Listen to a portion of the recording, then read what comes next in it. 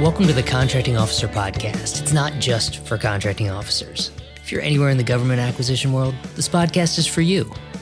Today we're talking about how government acquisition strategies and techniques go in and out of fashion over time. This episode is brought to you, as always, by Skyway Acquisition. Check out Skyway ACQ for more, and let's get started. There are two basic acquisition strategy paths: low price, technically acceptable, and trade-offs.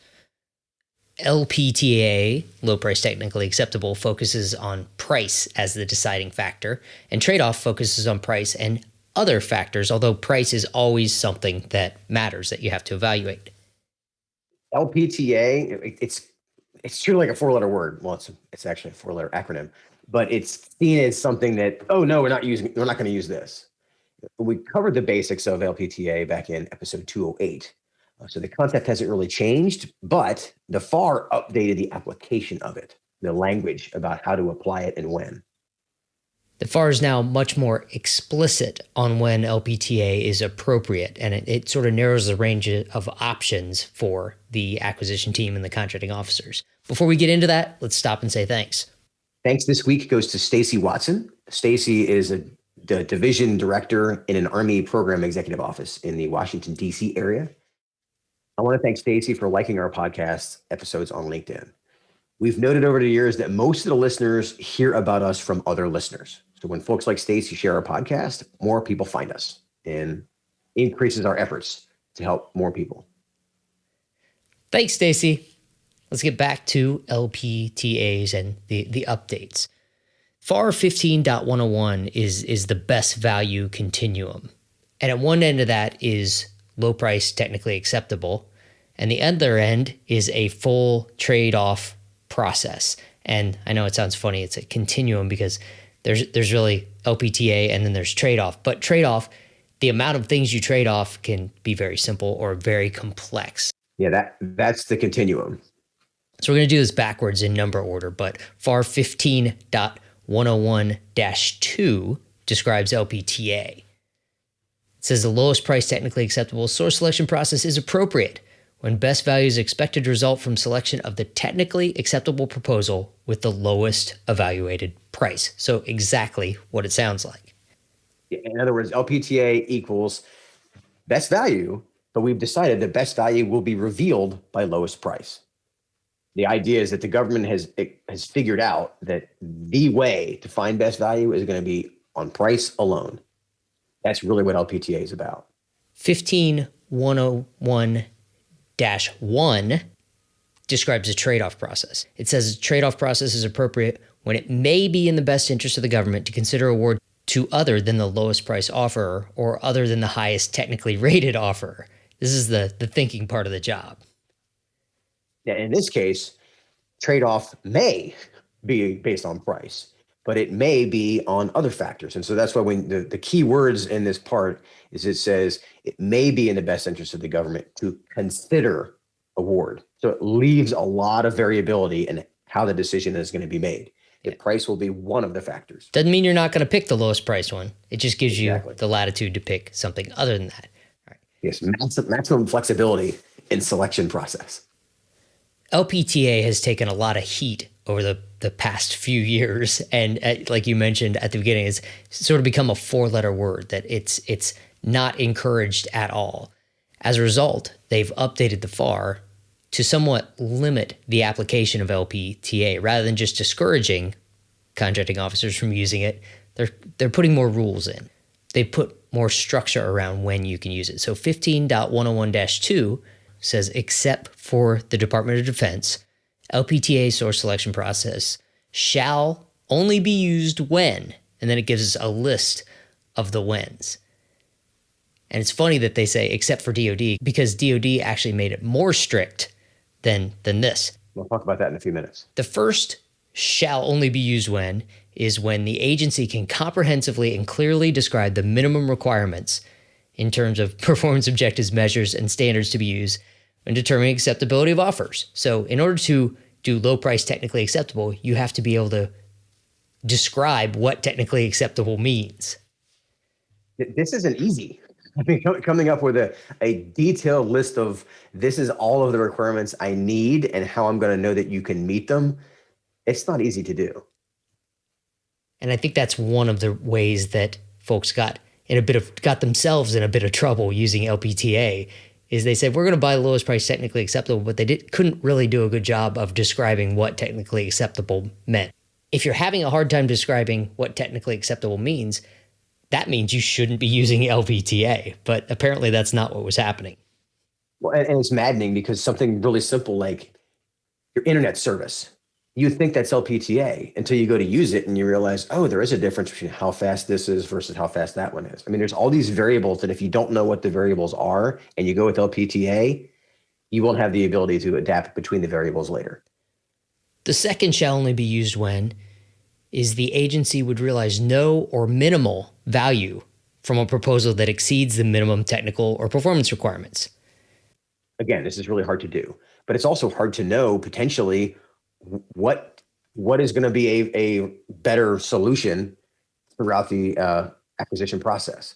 By the time you get to the decision to award, if somebody has one that's 1% lighter or 10% faster, and you didn't necessarily know that was going to be an option, you can't award that anymore. You're stuck.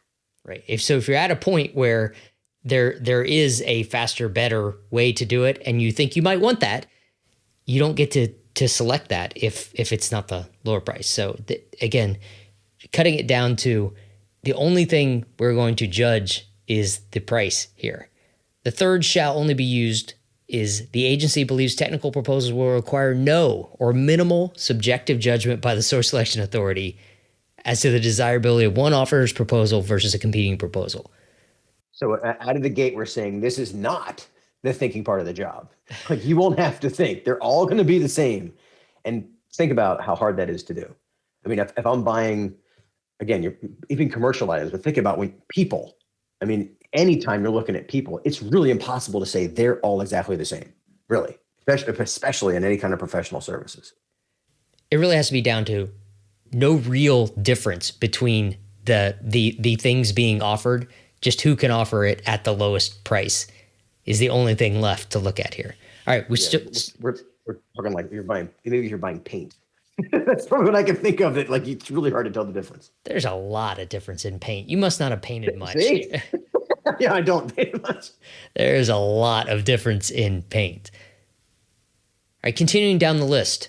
LPTA shall only be used when the agency has a high degree of confidence that reviewing technical proposals the offers would not result in the identification of characteristics that would provide value or benefit to the agency. This is sort of a rerun of the one before, right? You have to know, you have to be very confident that when you get all the bids, they're all going to look the same. You're not going to be able to tell them apart. And whatever benefit they have isn't going to have any value to you. Right. Which means one, you're going to know what the benefit might be, which good luck with that. And then on top of it, you're going to be able to say, yeah, we don't want that. Yeah. If you can tell them apart, you're not going to care you're still not going to care which one you buy. Next on the list, LPTA shall only be used when agency has determined the lowest price reflects the total cost, including operation and support of the products or services being acquired. And so for this, it's a total cost of ownership. And the example that pops in my head is that I hired a lawn guy because he was cheaper, right? Well, it turns out that one of the things he doesn't do is scoop up all the leaves afterwards and put them in the trash can, which not a big deal because I live in Florida. I don't have a whole lot of leaves, but every once in a while the trees will molt or whatever the term is for it. And there's leaves everywhere, right? And so now my kids are out there raking leaves. And part of this is I probably should have written that into the requirement, but it's not something I realized I needed. And I just went with, oh, it's just a lawn guy. They're just mowing my grass. They're not just mowing your grass. They're thinking to go, okay, there's a whole lot of leaves out here. I'm going to scoop them up just because. Well, that's not in our contract. That wasn't what we awarded based on. And so understanding the total cost of ownership. If the government clearly understands the total cost of ownership, which is not always easy to do, even something like mowing the grass, it make it very difficult to use LPTA. I think it's funny because in Virginia, every once in a while, all the leaves fall off the trees. It's called fall. It happens here too. I just love the way you said that. Well, it's once a year. And it's in It March. is once It's a year. weird. It's fall. You happen to not Right. have a lot of trees with leaves where you're at compared to where I'm at, Yeah, but that's true. fall I have is more still palm fall. trees. It happens in the spring for us. It's weird. For the tree we have in our yard, it happens in the spring. More things that I didn't know about Florida. All right, last one. LPTA shall only be used when the contracting officer documents the contract file describing the circumstances that justify the use of the lowest price technically acceptable source selection process. So now we're seeing that in addition to all these other factors, now it's no longer, well, potentially no longer the path of least resistance. I have to document separately why I am using LPTA. Whereas I would argue before, I may have had to document more about why I was using trade-off. This is a significant change because it's creating more work for the government team. The contracting officer always has to document why they chose to use the acquisition strategy they did. This puts a little more meat on it that says you need to specifically justify using this now out of fashion acquisition strategy. Out of fashion. Right. The FAR keeps going here. That was 15101-2C.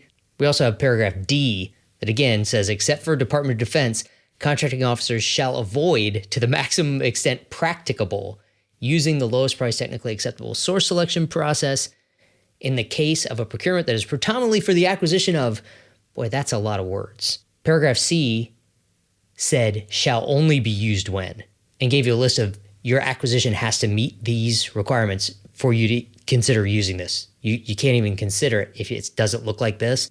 Paragraph D gives you a list of, well, it's not, you can't do it, but you shall avoid if possible. Well, that's funny because avoid doesn't mean don't do.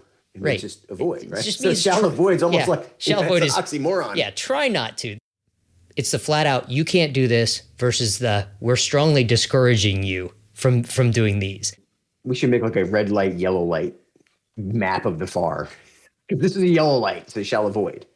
Whereas a do not do is a red light. Going back to the language, this says if you're buying these kind of things, you probably don't want to be using LPTA. And the list is very specific. Information technology services, cybersecurity services, healthcare services and records, other knowledge-based professional services, that's wide open. Personal protective equipment, that's in the list.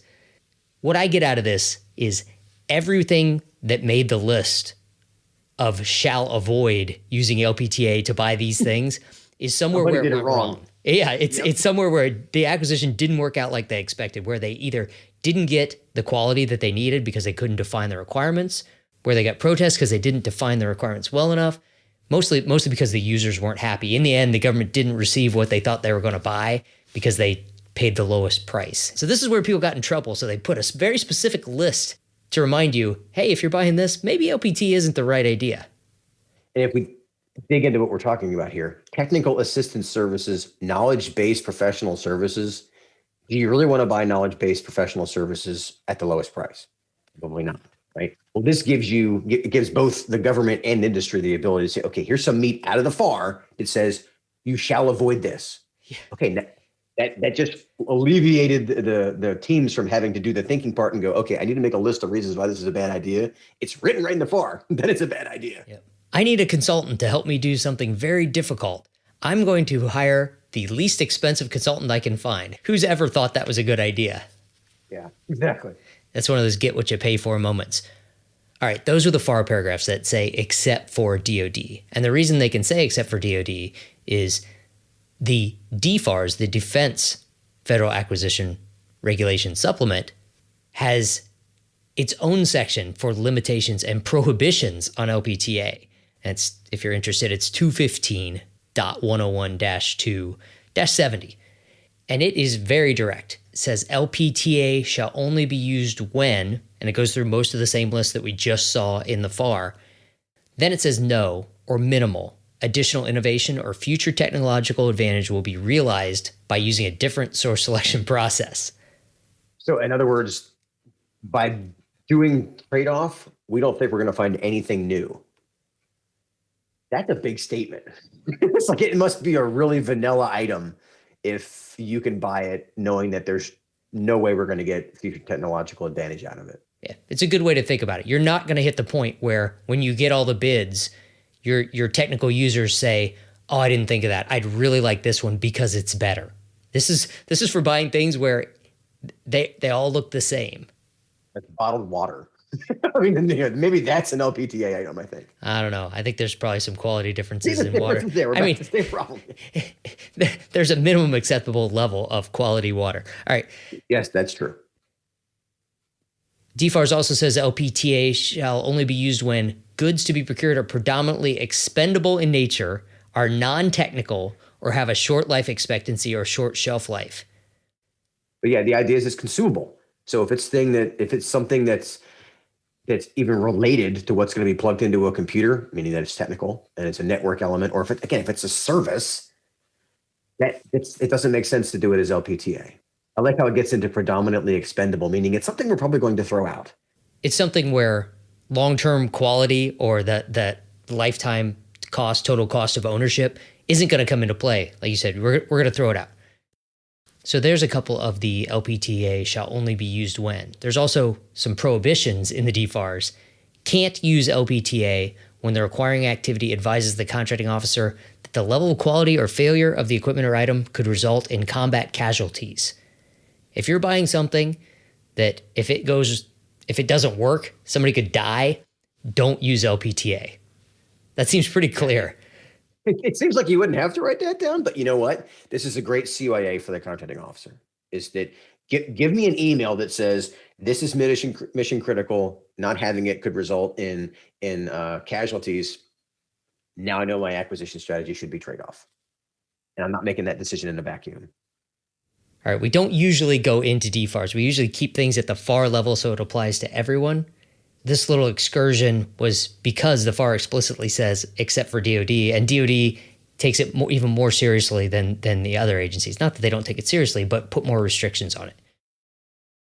Why does it matter that the FAR has been updated to put more restrictions on it?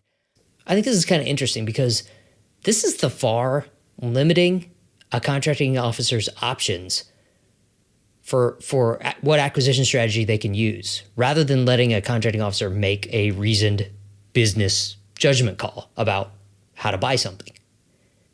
And this is a result of something. Yeah. It means that the powers that be were not happy with the use of LPTAs. And like you said, every one of those examples about knowledge-based services and medical, there must have been a train wreck of a contract or something that happened where the mission wasn't met or whatever. And so now they're taking away the pure judgment of the contracting officer to say, you know what? I can buy professional services through LPTA.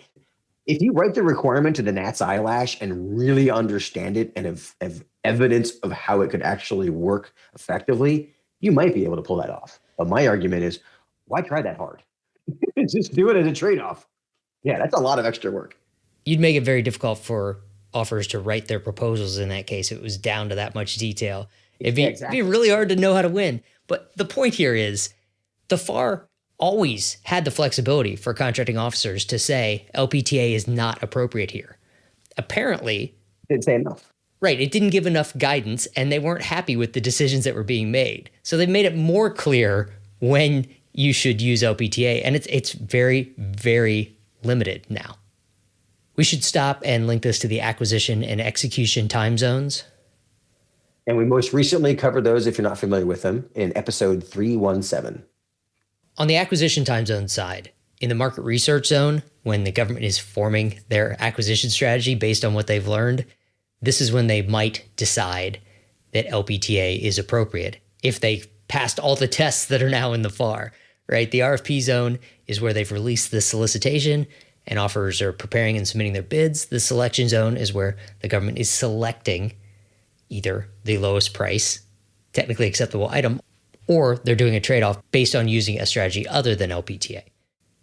And in the execution time zones, this starts to show up in the performance zone, like with my example of the guy that's mowing my grass. The performance didn't quite meet the expectation that I was planning, right? And that's where you see it. And that could be the long tail of that decision playing out over the entire performance zone. And then during the recompete zone, that's where you can determine, okay, did this work? Why didn't it work? And the fact that it didn't work is Probably why it ended up with more specificity in the FAR, because they got to a couple of recompete zones and realized that was a bad idea. Let's not do that again. And so now it's in the FAR.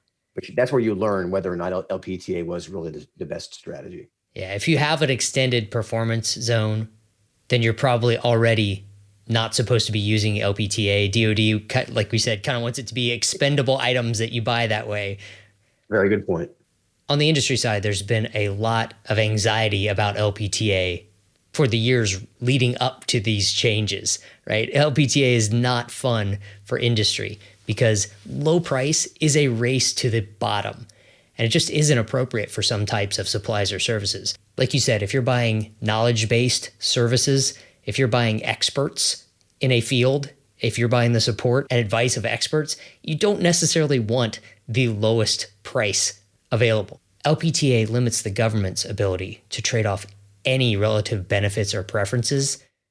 It's for commodities. And when it's used for things other than commodities, industry only has one way to win, and that's through low price, which means there is only one low price leader. And it's usually somebody that can do it at scale in an undifferentiated way. And one thing I want to bolt onto this from the government side is that this idea of hiring people at a lowest price isn't just about paying people more. It's about things like managing turnover. It's having the margin to be able to train them and keep them up to speed. It's being able to invest in keeping a continuous stream of new people that you need as your mission grows. I mean, when I was a contracting officer, I thought of, okay, well, the reason this is lower price is because they're just overpaying these, like you said, these experts, right? It's not just about the expert. It's about the infrastructure it takes to find and retain and quite frankly, make them want to keep working there. It's a bigger picture than just what you're paying those people. I think that's why services, it can be more complicated. For a product, if I buy the product for $5 and sell it to the government for $6, that's a transactional thing. People are not transactional. And that's why we see the impact of LPTA so much more clearly in services, which is why now there's language in the FAR and specifically in the DFARs about not using LPTA for services.